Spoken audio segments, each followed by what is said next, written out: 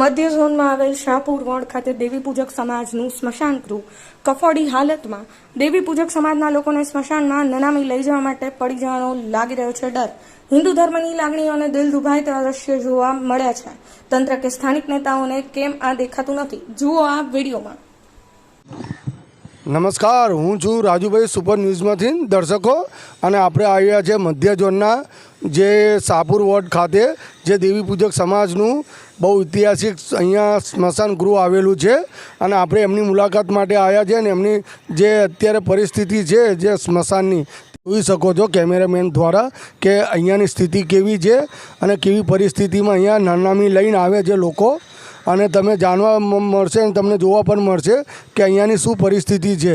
તો આપણે તે બાબતે અહીંયા જે સમાજના દેવી પૂજક સમાજના અહીંયા સંચાલક તરીકે છે એમનું આપણે નામ જાણીશું, અને નામ જાણીને એમને વિગત પૂછીએ કે કેમ આવી પરિસ્થિતિ છે। તો તમે જણાવશો કે તમારું નામ શું? અમે મહારાજ ગોપાલનાથ છીએ। મસાણ છેલ્લા 35 વર્ષથી સાચવું છું।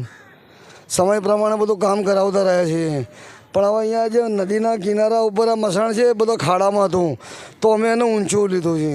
હવે ઊંચું લીધા પછી પણ આ કોઈ કોર્પોરેટર ધારાસભ્યો કોઈ ધ્યાન આપતા નથી। આ કાર્યકર્તાઓ છે બધું કરે છે, દોડે છે, પણ કોઈ પણ જોવું થાય એ પ્રમાણે થતું નથી। તો આમાં જે પણ લાગતા વળગતા માણસો છે એ લોકો આ મસાણને રિપેરિંગ કરાવે, મદદ કરે અમને। આવડું મોટું કામ અમે એકલા કેદર કરીશું? લેવલ તો અમે ઊંચું લઈ લીધું।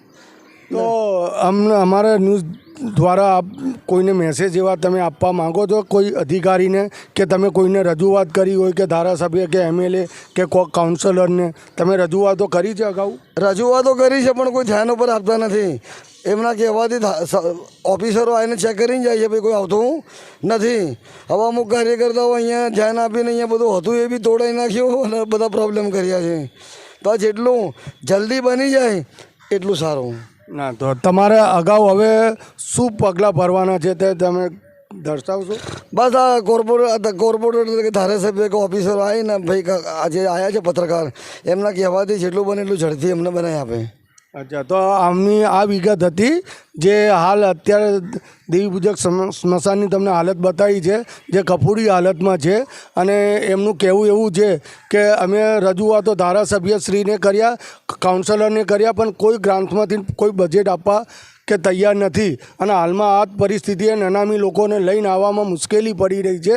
અને અહીંયા એવું પણ જાણવા મળ્યું છે એમના થ્રુ કે અહીંયા વરસાદ પડે છે ત્યારે ખૂબ જ પાણી અને અહીંયા ગંદકી થાય છે, અને તેના હિસાબે અમે અહીંયા લેવલ ઊંચું લીધું છે, અને આ લેવલના ઊંચું લેવાના કારણે અહીંયા બજેટના અંદર કોઈ પણ ફાળો કોઈ તંત્ર દ્વારા કે કોઈ સ્થાનિક નેતાઓ દ્વારા કોઈ પણ આપવામાં આવતા નથી।